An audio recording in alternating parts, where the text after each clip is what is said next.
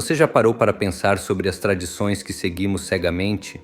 Muitas vezes, as práticas que consideramos sagradas e puras, na verdade, têm raízes em algo completamente diferente.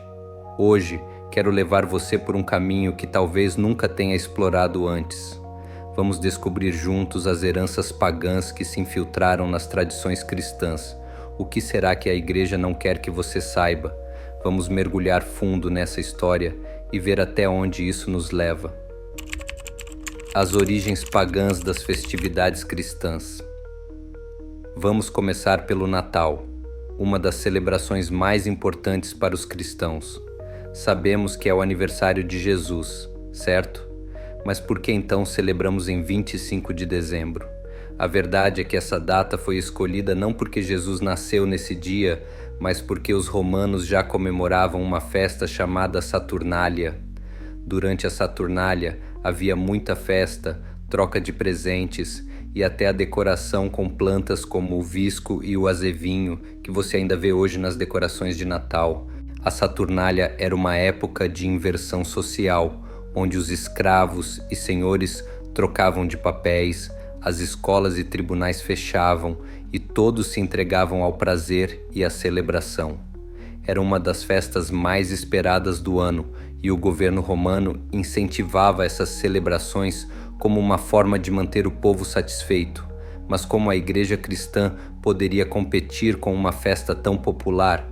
A resposta foi simples: adotar a data e transformá-la na celebração do nascimento de Cristo. Mas há mais por trás dessa data. Em 25 de dezembro também era celebrado o nascimento de Mitra, o deus Sol invicto, uma divindade muito popular entre os soldados romanos. Mitra era visto como um salvador, um deus que trazia a luz ao mundo, o que facilitou a fusão de sua celebração com o nascimento de Jesus, que também é considerado a luz do mundo. A Igreja, ao perceber a popularidade dessas festas, decidiu adotá-las, dizendo: se não podemos vencê-los, vamos nos unir a eles. Assim, o Natal foi estabelecido como a celebração do nascimento de Cristo, absorvendo uma tradição que já estava enraizada na cultura.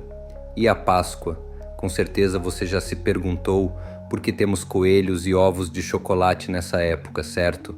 Esses símbolos de fertilidade vêm de uma antiga celebração pagã dedicada à deusa Eostre, a deusa da primavera e da fertilidade. Eostre é a origem do termo Easter em inglês. Durante as celebrações em honra a Eostre, os povos germânicos e anglo-saxões realizavam rituais para garantir uma colheita abundante e a renovação da vida, simbolizados pelos ovos, que representam nova vida, e pelos coelhos, conhecidos por sua fertilidade. A Igreja, novamente, viu uma oportunidade de converter mais pessoas ao cristianismo incorporando essa celebração. Os ovos e coelhos foram fundidos com a ressurreição de Cristo, criando a Páscoa como a conhecemos hoje. No entanto, o mais intrigante é como esses símbolos foram reinterpretados para se encaixar no novo contexto cristão. Os ovos, que antes simbolizavam a fertilidade e o ciclo de vida, foram transformados em um símbolo da tumba vazia de Cristo, representando a nova vida que ele trouxe ao ressurgir dos mortos. Já o coelho, associado à fertilidade, tornou-se um símbolo de renovação e esperança, mas as influências pagãs não param por aí. Vamos falar sobre o Halloween e o Dia de Todos os Santos. Halloween, que acontece em 31 de outubro, tem suas raízes no festival celta de Samhain. Durante Samhain, acreditava-se que o véu entre o mundo dos vivos e o dos mortos estava mais fino, permitindo que os espíritos vagassem pela terra. Os celtas usavam fantasias para confundir ou assustar os espíritos malignos e acendiam fogueiras para afastá-los. As fantasias e as práticas de doces ou travessuras que vemos hoje têm origem nesses rituais antigos. A Igreja, percebendo a popularidade dessa festa, estabeleceu o Dia de Todos os Santos em 1º de novembro, na tentativa de cristianizar essa celebração pagã.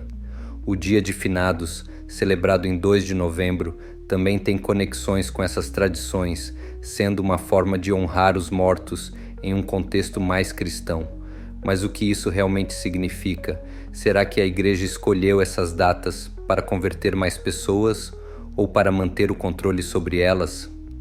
O que fica claro é que, em vez de eliminar essas tradições, a igreja as incorporou, transformando-as em algo que parecia cristão, mas que carregava consigo as influências de crenças muito mais antigas.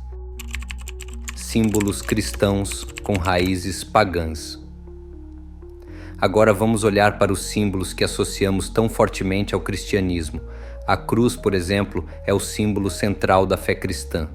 Mas você sabia que a cruz foi usada por várias culturas antigas muito antes de Cristo? No Egito, por exemplo, a cruz ansata, ou Anki, era um símbolo de vida e regeneração. Essa cruz, frequentemente vista nas mãos de deuses e faraós, simbolizava o poder da vida eterna, algo que ressoava profundamente com a espiritualidade egípcia. Os babilônios também usavam a cruz como um símbolo de vida e morte, especialmente nas representações de sua deusa Tammuz. A cruz, que agora é vista como exclusivamente cristã, foi um símbolo universal que a Igreja adaptou e adotou para seus próprios propósitos. Isso levanta uma pergunta importante. Se a cruz é um símbolo tão antigo, como ela foi transformada em um símbolo exclusivamente cristão? Será que essa transformação foi uma tentativa de a Igreja se apropriar de algo que as pessoas já reverenciavam? Outro símbolo que merece nossa atenção é a figura da Virgem Maria. Antes do cristianismo, muitas culturas veneravam deusas maternas, como Ísis no Egito, Cibele em Roma e Deméter na Grécia. Essas deusas eram vistas como figuras de fertilidade, proteção e sabedoria, muito semelhantes ao papel que Maria desempenha hoje. Ísis, por exemplo, era frequentemente representada segurando seu filho Horus, uma imagem que se assemelha às representações de Maria com o menino Jesus.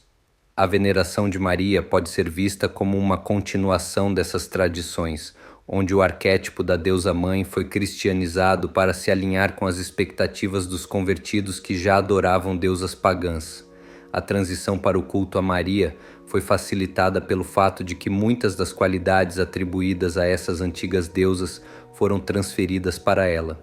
Isso nos leva a refletir: será que a imagem de Maria foi moldada para se adequar a essas antigas tradições?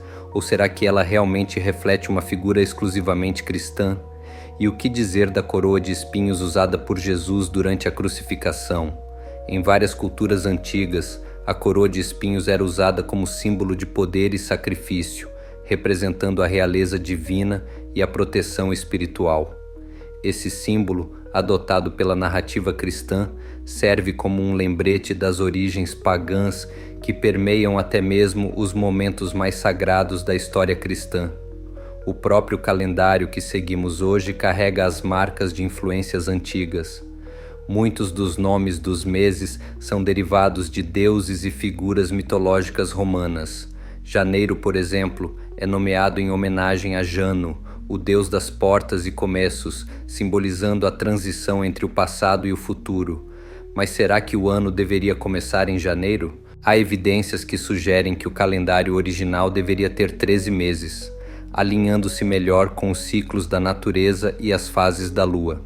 Culturas antigas, como os maias, seguiam um calendário mais conectado com os ritmos naturais, iniciando o ano na primavera, a época de renovação e renascimento. Essa conexão com a natureza foi perdida com a adoção do calendário gregoriano, imposto pela Igreja para padronizar as celebrações religiosas e civis. Práticas litúrgicas e rituais. Vamos agora explorar algumas práticas litúrgicas que todos conhecemos.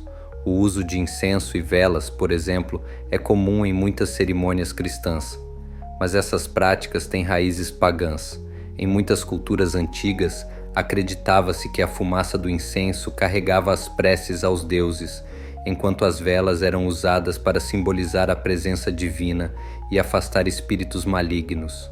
No Antigo Egito, incensos eram queimados diariamente em templos para honrar os deuses, uma prática que se refletiu mais tarde nos rituais cristãos. Os antigos gregos e romanos também usavam velas e lamparinas em seus rituais, como uma forma de atrair a proteção divina. A Igreja incorporou esses elementos para criar uma atmosfera sagrada, mas será que isso foi uma tentativa de facilitar a transição dos pagãos ao cristianismo? Ou será que foi simplesmente uma apropriação de práticas que já eram familiares? O que é claro é que essas práticas foram adaptadas para criar uma sensação de continuidade para aqueles que estavam sendo convertidos ao cristianismo. Sacramentos e mistérios. Falemos agora dos sacramentos. O batismo, por exemplo, é visto como um rito essencial de iniciação no cristianismo. Mas, na verdade, rituais de purificação com água existem em muitas culturas antigas. Os egípcios tinham rituais de purificação nas águas do Nilo. Os hindus realizam banhos sagrados no rio Ganges, e até os romanos tinham rituais de banho para purificar o corpo e o espírito antes de adorar os deuses. A Igreja cristianizou esses rituais, transformando o batismo em um símbolo de renascimento espiritual. Mas será que essa prática realmente se originou com o cristianismo ou foi adaptada de rituais muito mais antigos? E a Eucaristia? Já mencionamos anteriormente as semelhanças com rituais pagãos de compartilhamento de alimentos sagrados. Mas o que é ainda mais fascinante é a ideia de que o pão e o vinho se transformam no corpo e sangue de Cristo, uma crença que remonta a antigos rituais de sacrifício e comunhão com os deuses. Na Grécia Antiga, por exemplo, havia rituais onde os devotos comiam e bebiam em honra aos deuses, acreditando que isso os tornava parte da divindade. A Eucaristia, portanto, pode ser vista como uma reinterpretação desses rituais antigos, adaptados para se adequar à teologia cristã. Reflexões finais. Ao observar essas conexões, fica claro que o cristianismo, como o conhecemos hoje, é um mosaico de tradições, símbolos e práticas que foram absorvidos de várias culturas antigas. Isso significa que o cristianismo é menos puro do que muitos acreditam? Não necessariamente. Na verdade, isso pode ser visto como um testemunho da capacidade do cristianismo de se adaptar e evoluir, absorvendo o que era familiar e confortável para as culturas que buscava converter. Mas isso também levanta uma questão importante. Até que ponto o cristianismo moderno reflete as verdadeiras intenções dos primeiros seguidores de Cristo? Será que a Igreja, em sua tentativa de expandir e consolidar seu poder, acabou diluindo a essência do cristianismo ao incorporar tantas influências pagãs? E se assim for, o que isso significa para os fiéis de hoje? Será que estamos praticando uma fé que é, em grande parte, um sincretismo de crenças antigas, ou será que essas influências foram purificadas e transformadas em algo novo e único? Além disso, o que acontece quando começamos a questionar essas tradições? Será que devemos rejeitar essas práticas como influências pagãs ou aceitá-las como parte da rica tapeçaria que compõe a nossa fé?